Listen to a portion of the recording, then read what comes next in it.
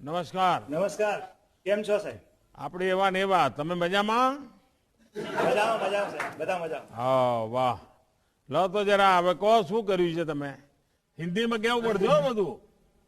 Yes yes sir, yes sir. आपका sir, FPO हमने- natural farming भी करता है, प्राकृतिक खेती भी करता है, और अक्सर लोग ऑर्गेनिक और नेचुरल फार्मिंग में फर्क नहीं कर पाते हैं. आप जरा सरल भाषा में समझा सकते हैं क्या? Yes sir. सर, साधारण भाषा में कहें तो नेचुरल फार्मिंग का मतलब है प्रकृति के साथ में, नेचर के साथ मिलकर खेती करना. इस खेती में किसी भी प्रकार के कीटनाशक,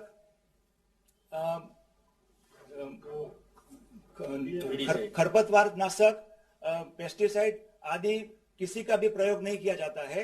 इसलिए नेचुरल फार्मिंग के खेत उत्पाद सबके स्वास्थ्य के लिए बहुत लाभप्रद होते हैं.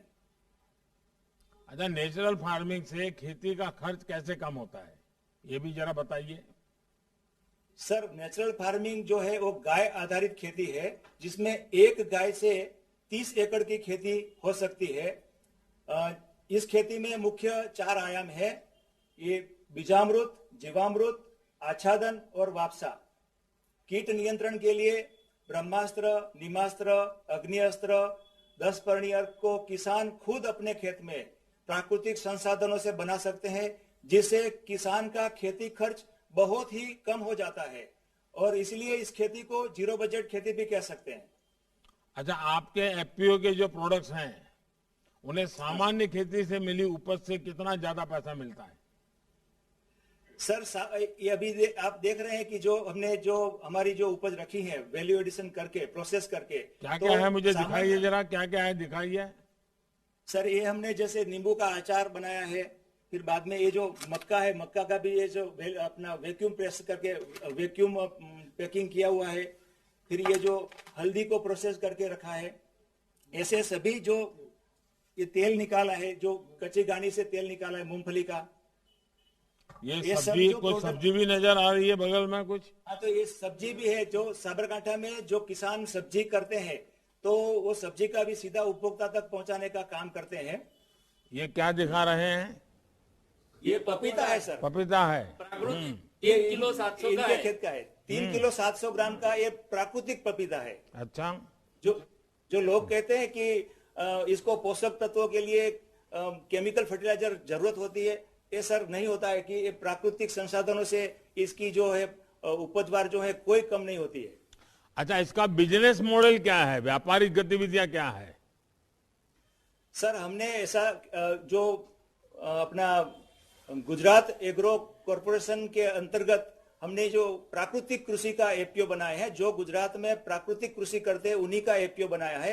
तो उसमें जो किसानों को जोड़ा है, तो उसमें हम जो भी हमारी प्रोसेस है उसका प्रोसेसिंग, ग्रेडिंग, प्रोसेसिंग करके सीधा उपभोक्ता तक पहुंचाने का एक डिजिटल प्लेटफॉर्म एक बना रहे हैं, जिसमें हम सरकार हमको बहुत मदद कर रही है. और डिजिटल प्लेटफॉर्म से जो किसान की जो उपज है उसका ट्रांसपेरेंसी से सीधा उपभोक्ता तक पहुंचेंगे, तो सीधा उसको फायदा होगा. मतलब कि किसानों की आय जो है वो 2 गुनी से ज्यादा हो जाएगी. अभी देखो सर, हमारी नेचुरल फार्मिंग करने से हमारी आय तो 2 गुनी हो चुकी है. सभी किसानों की 2 गुनी से ज्यादा हो जाएगी, क्योंकि बिचौलिए सब निकल जाएंगे और प्रोसेसिंग के पूरे दाम मिलेंगे. दीक्षित, आप और सारे जो आपका एपीओ किस इलाके में है साबरकांठा में?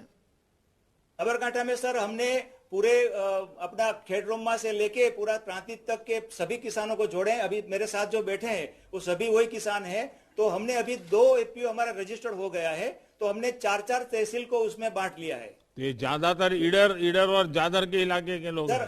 सर देखो, ये ईडर, वडाली, खेड़ब्रह्मा, फिर अपना पोसीना, फिर बाद में प्रांतिज, हिम्मतनगर, तरोद, सभी में जोड़ दिया है. 4-4 तो तालुका को जोड़ा है. पोसीना में हमारे आदिवासी भाई भी ये खेती करने लगे हैं. हाँ सर, आदिवासी जो भाई हैं वो तो पहले से प्राकृतिक ही करते थे, लेकिन अभी पिछले कुछ वर्षों में हमने रासायनिक में डाले, तो वो तो जल्दी से समझ गए, क्योंकि उनके पास देसी गाय भी है और उनको समझ भी है, तो उनको बहुत फायदा होता है. चलिए दीक्षित भाई, अच्छा लगा मुझे आपसे बात करने का मौका मिला, और आप लोगों ने जो अपनी पैदावार दिखाई है उसे लगता है कि काफी प्रगति की है आपको। मेरी तरफ से आपको बहुत बहुत शुभकामनाएं और प्राकृतिक खेती को आप और ज्यादा प्रचालित कीजिए। और आपके यहाँ तो गवर्नर साहब खुद इसके लिए बड़ी मेहनत कर रहे हैं और गुजरात के किसानों ने इसको स्वीकार भी किया है। मेरी तरफ से आपको बहुत बहुत बधाई। धन्यवाद। Thank you sir.